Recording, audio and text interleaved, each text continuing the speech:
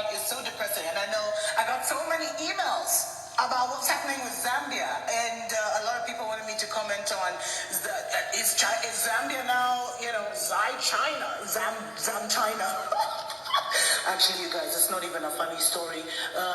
Zambia is the first African nation to become a full Chinese colony, and we joke about some of these things, but what has happened is really, really tragic.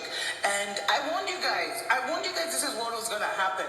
But also, this shows you that we're closer and closer to a major global war. Because I told you, the Europeans are not going to just sit back and let China take over Africa. Now, what has happened is that Zambia defaulted on a couple of loans. And so they lost their power company, ZESCO, and that has been taken over by the Chinese. Their major national electricity company is now being run by China. Now, if that isn't even worse, they've also lost, a few months ago, they lost their Zambia Broadcasting Corporation. It's called the ZenNBC. I think it's the Zambia National Broadcasting Corporation, which is now fully owned by China. And, the government has been denying that this is the case. They've been trying to play cute. They've been trying to play, like everything is okay. But they have actually been in secret talks over how their national electricity company would be taken over.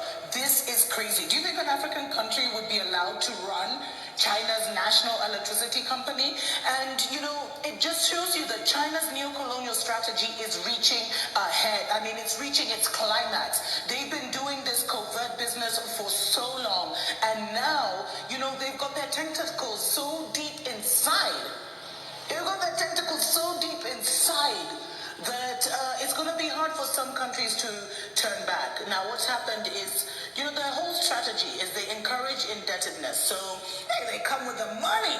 They come with the money. They give you.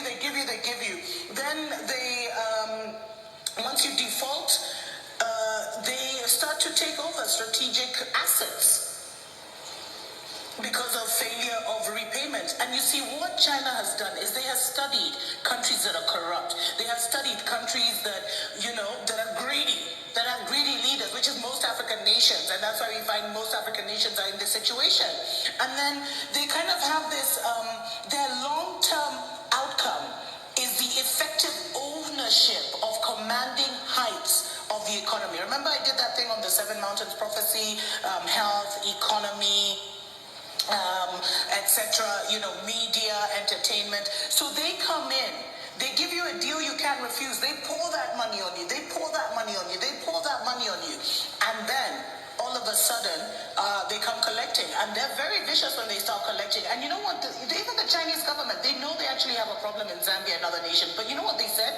They were just like, us, we're protecting the Chinese. If your people cannot negotiate for you, if Zambians cannot look, if the Zambian government and the Zambian politicians cannot look after the entrance of Zambia, that's not our fault. But this is not going to be possible. And you know what? I was doing deeper research into this matter, and it gets even worse. Now, Zambia's president was actually in China last week for the China-Africa Summit, and I'll talk in the future about the $61 billion or $60 billion that the Chinese government allegedly gave to Africa with no strings. There ain't no free lunch.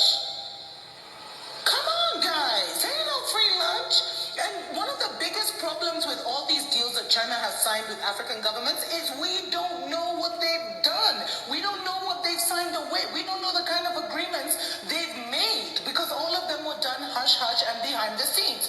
So all we're being told in Africa and in China is, oh, China's giving Africa money. Oh, you're getting money. Oh, they're funding this. Oh, they're funding that. Oh, they're funding infrastructure projects. But we're not told, okay, the debt repayment is this percentage, and if you fail to pay this percentage, you're going to be in trouble. We're not told that. We're not told what concessions have been made. In fact, I know this is not about Kenya. I'm sorry, guys, I'm a bit obsessive about Kenya, but I've been told Kenya, they built this crappy railway line, and if we don't pay, they're going to get one of our ports in Mombasa. Anyway, that's just a story for another day. Now, this guy, so President Edgar Lungu, he visited Chinese companies while he was in China. Not only have you lost ZESCO, the electricity company, you've lost your media company, he actually had the nerve